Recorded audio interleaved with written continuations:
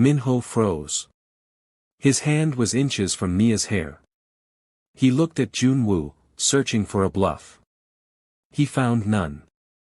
Min-ho laughed, but it was a nervous, jagged sound. He slowly lowered his hand, holding his palms up in surrender. "Easy, brother," Min-ho said, backing away. "I didn't know she was personal property. I thought she was just staff." "She is under my protection," Joon-Woo said. He didn't sit back down.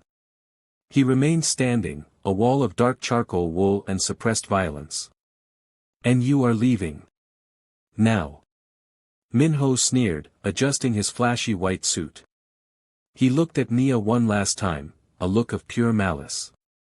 "Fine. But be careful, Joon-Woo. Exotic pets have a habit of biting. Or, getting stolen." The silence that followed was deafening. Nia was trembling. Her adrenaline was crashing, leaving her knees weak. She looked at Joon-Woo, expecting him to calm down. Instead, he turned on her. He crossed the distance between them in 2 strides. He didn't hit her. He slammed his hand against the wall right next to her head, trapping her. Nia gasped, pressing her back against the expensive wallpaper. Joon-Woo was breathing hard. His eyes were wild, the pupils blown wide. It wasn't anger at her, it was the aftershock of violence. He looked at her, his gaze dropping to where Min-ho had almost touched her hair. "Did he touch you?" Joon-Woo demanded. His voice was rough. "No," Nia whispered. "You stopped him." "He looked at you," Joon-Woo muttered, more to himself than her. He reached out, his fingers hovering over her face, shaking slightly. "He looked at you like you were meat." "I didn't do anything." Nia cried, tears welling up. "I just stood there." Few hours early, Nia was trembling at the gate of the mansion trying to escape Joon-Woo's world. "Welcome home, Nia."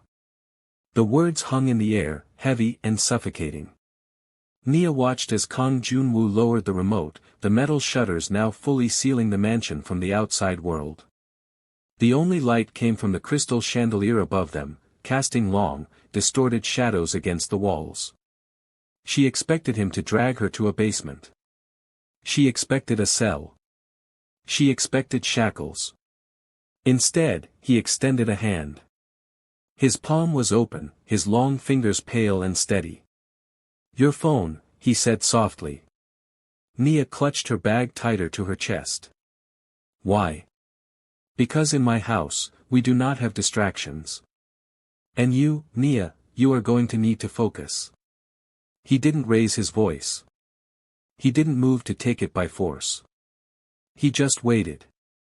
The silence stretched between them, louder than any shout. Nia realized with a sinking heart that this man didn't use force because he didn't have to. His will was the law of this place. Trembling, she reached into her bag. Her fingers brushed against the cool glass of her screen, her only link to her father, to the outside world. She pulled it out and placed it in his hand. "Good," he said, sliding the device into his suit pocket without even looking at it. "Follow me." He turned and walked back up the grand staircase. He didn't look back to see if she was following. He knew she was. Where else could she go? Nia followed him up the marble steps, her legs feeling like lead.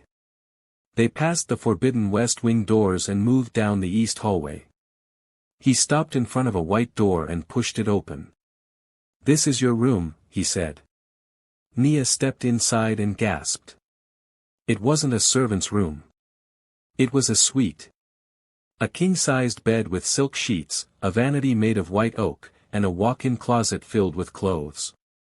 It smelled of lavender and money. But as Nia walked further in, she saw the truth. The windows.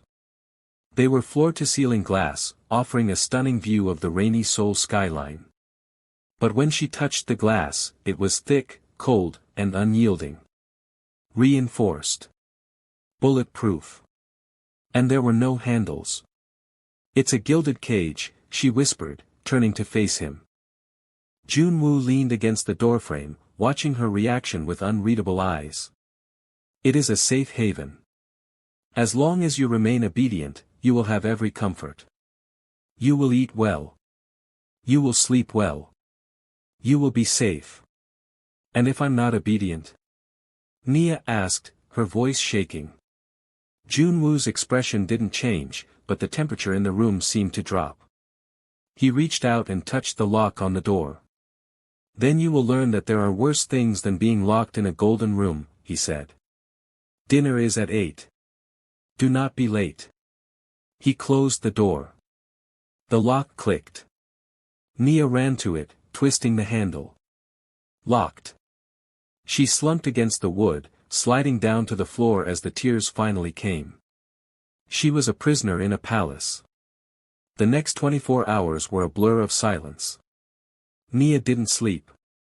She paced the room, touching the silk dresses in the closet that weren't hers, staring out at the city that felt a million miles away. Food was brought to her door on a tray by a terrified young maid who refused to make eye contact or speak. Then, at 7 p.m. the next evening, the lock clicked open. It wasn't the maid. It was Mrs. Choi. The head housekeeper looked paler than usual, her lips pressed into a thin line. She carried a garment bag. Get up, Mrs. Choi said, her voice sharp but laced with anxiety. The master has requested your presence. Nia stood up from the window seat. Am I cleaning? No, Mrs. Choi said, unzipping the bag. You are serving. She pulled out a dress. It wasn't a maid's uniform. It was a sleek, red silk dress. It was modest, with long sleeves and a high neck, but the fabric was fluid, designed to cling to the body. It looked like something a mistress would wear to a gala. He wants me to wear that? Nia asked. He wants you to look like you belong to the house, Mrs. Choi said, shoving the dress into Nia's arms. Do not ask questions. Just put it on. And listen to me very carefully, child. Mrs. Choi stepped closer, her voice dropping to a whisper. Tonight, he is in a mood. The business in the city is going badly. Do not speak unless spoken to. Pour the wine from the right. And whatever you do, do not spill a drop. His patience is thin tonight. Nia dressed with shaking hands. The silk felt cool against her skin, slipping on like a second shadow. When she looked in the mirror, she didn't recognize herself. She looked elegant, expensive, and trapped. She followed Mrs. Choi down the stairs to the dining hall. The room was cavernous, lit only by tall candles that flickered in the draught. The table was long enough to seat 20 people, but only one place was set at the very head. Kang Joon-Woo sat there. He was wearing a black dress shirt with the sleeves rolled up to his elbows, revealing the dark ink that coiled around his forearms. He was reading a file, a glass of whiskey untouched beside him. She is here, master, Mrs. Choi announced, bowing low. Joon-Woo didn't look up. He simply gestured with one hand. Leave us. Mrs. Choi hesitated for a fraction of a second, looked at Nia with pity, and then hurried out, closing the heavy doors behind her. Nia was alone with the dragon. Come here, he commanded softly. Nia walked toward him. The sound of her bare feet on the rug was swallowed by the silence. She stopped a few feet away. Closer, he said. She took another step. She was close enough to smell him now, sandalwood and danger. Pour, he said, tapping the empty wine glass. Nia reached for the decanter of red wine on the table. It was heavy crystal. Her wrist felt weak. As she lifted it, her hand trembled. The dark red liquid swirled dangerously close to the rim. You are shaking, Joon-Woo observed, his eyes still fixed on the file in front of him. Spill a drop on my table, Nia, and I will add a week to your contract. Nia bit her lip so hard she tasted copper. She used both hands to steady the decanter. Focus. Just pour. Don't breathe. She tilted the glass. The wine flowed smoothly, a dark ribbon of velvet filling the glass. She stopped exactly at the curve. Perfect. She set the decanter down and exhaled. Suddenly, his hand shot out. He grabbed her wrist, the same wrist he had bruised 2 nights ago. His grip was warm, firm, and possessive. He finally looked up from the file. His eyes were dark, burning with a strange intensity. "Why are you here, Nia?" he asked, his voice low.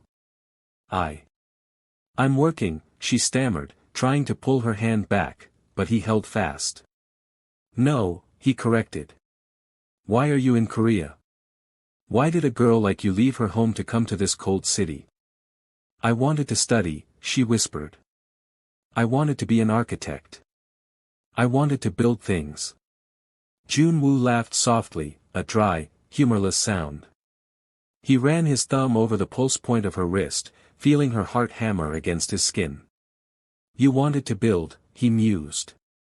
"And instead, you are here, cleaning up the messes of men like me." He pulled her closer, forcing her to lean down until their faces were level. "Do you hate me, Nia?" The question caught her off guard. She looked into his eyes, searching for a trap. "I fear you." "Good," he murmured, his gaze dropping to her lips. "Hate is passionate. Hate is dangerous. But fear makes you careful. Fear keeps you safe." He released her wrist abruptly. "Sit." He pointed to the chair to his right. "Not a servant's place. A guest's place." "Sir, I should stand." "I said sit." Nia sat. She sat on the edge of the velvet chair, her back rigid. "Tonight, you are not a maid," Joon-Woo said, picking up his wine glass. "Tonight, you are my audience. I have had a very long day dealing with liars and thieves. I want to look at something honest." He took a sip of wine, his eyes never leaving her face. Nia felt like a butterfly pinned to a board. He was dissecting her. Consuming her. Just then, a loud commotion erupted from the front hallway. Shouting. The sound of a scuffle. And then, the heavy dining room doors banged open. Joon-Woo didn't flinch, but his eyes went cold. A young man strutted into the room. He was handsome in a chaotic, messy way, with bleached blonde hair and a flashy white suit that clashed with the dark elegance of the house. He had a scar running through his eyebrow and a grin that looked like trouble. This was Min-ho. The Viper. "Brother!" Min-ho shouted, his voice echoing off the high ceilings. "Your guards are getting rude. They tried to stop me at the gate." "Me? Your own flesh and blood." Joon-Woo set his glass down slowly. "I told them to stop anyone who wasn't invited." "You were not invited, Min-ho." Min-ho laughed, walking boldly toward the table. He grabbed an apple from the centerpiece and took a loud, crunchy bite. Then, he stopped. He saw Nia. His chewing slowed. His eyes widened, raking over her form in the black silk dress. He looked hungry, but in a cheap, vulgar way that made Nia's skin crawl. Min-ho whistled. Well, Min-ho sneered, walking around the table toward her. "I didn't know you had a taste for foreign delicacies, Joon-Woo. Since when do you keep exotic pets?" Nia shrank back in her chair. Min-ho reached out. His fingers, covered in flashy gold rings, moved to touch a stray curl of Nia's hair. "Don't," Joon-Woo said. The voice was barely a whisper, but it stopped Min-ho's hand in midair. Joon-Woo stood up. He moved so fast Nia barely saw it. 1 second he was seated, the next, he was standing, radiating a dark, lethal energy that filled the room. "Touch her," Joon-Woo said, his voice dropping to a terrifying growl, "and you lose the hand." Min-ho froze. His hand was inches from Nia's hair. He looked at Joon-Woo, searching for a bluff in his brother's eyes. He found none. There was only the promise of violence. Min-ho laughed, but it was a nervous, jagged sound that cracked in the middle. He slowly lowered his hand, holding his palms up in a mock surrender. "Easy, brother," Min-ho said, backing away slowly, his shoes squeaking on the polished floor. "I didn't know she was personal property. I thought she was just staff." "She is under my protection," Joon-Woo said. He didn't sit back down. He remained standing, a wall of dark charcoal wool and suppressed rage. "And you are leaving now?" Min-ho sneered, adjusting the lapels of his flashy white suit. He looked at Nia one last time, a look of pure malice that promised he wouldn't forget her face. "Fine. But be careful, Joon-Woo.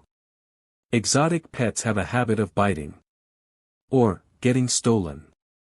He turned on his heel and strutted out, whistling a discordant tune. The heavy doors slammed shut behind him, sealing the room in silence once more. The silence that followed was deafening. It rang in Nia's ears louder than the shouting had. She was trembling. Her adrenaline was crashing, leaving her knees weak and her breath coming in short, shallow gasps. She looked at Joon-Woo, expecting him to calm down, to sit back down and drink his wine. Instead, he turned on her.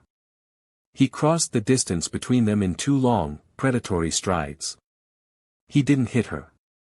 He slammed his hand against the wall right next to her head, trapping her between his body and the expensive wallpaper. Nia gasped, pressing her back against the wall, her eyes wide. Joon-Woo was breathing hard. His eyes were wild, the pupils blown wide, swallowing the iris. It wasn't anger at her, it was the aftershock of violence, the beast pacing inside the cage of his suit. He looked at her, his gaze dropping to the spot on her shoulder where Min-ho had almost touched her. "Did he touch you?" Joon-Woo demanded. His voice was rough, like gravel grinding on glass. "No," Nia whispered, her heart hammering against her ribs so hard she thought he must feel it.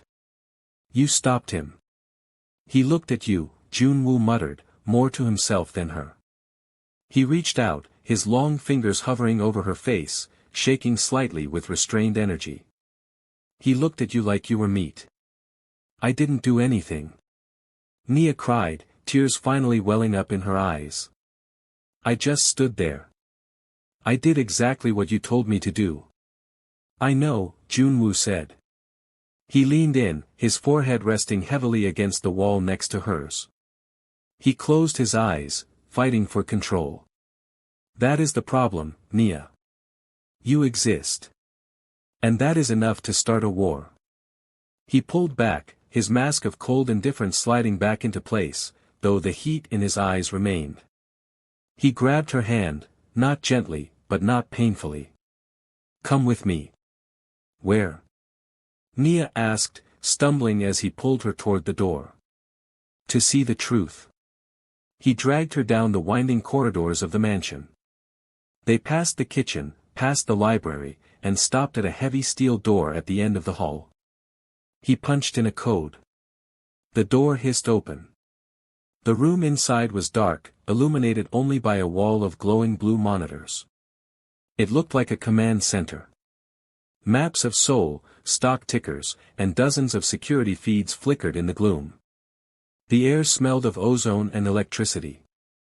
"You think I am the villain," Joon-Woo said, letting go of her hand and walking behind the massive glass desk.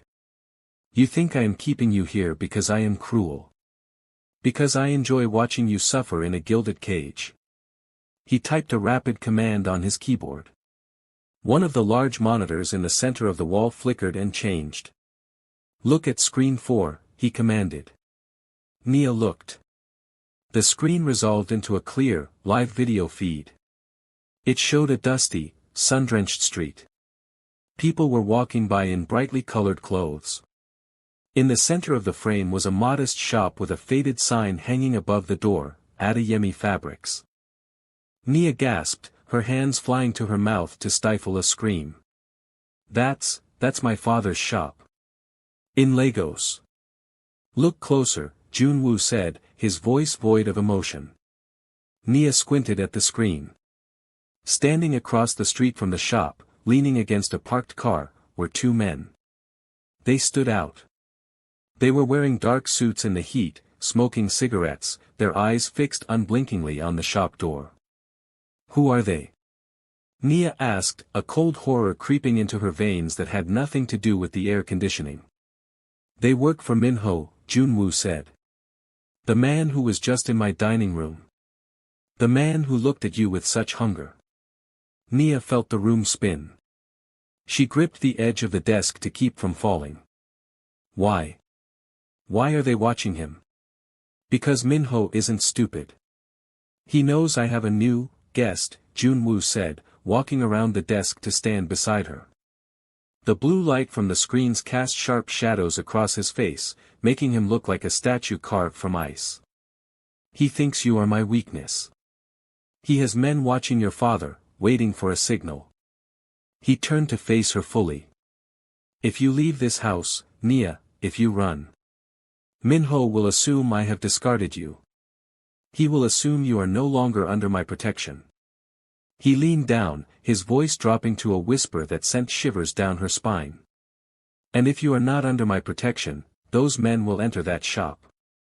And your father will never sell another piece of fabric again. Nia grabbed Joon-Woo's lapels. She didn't think about the rules. She didn't think about the boundaries.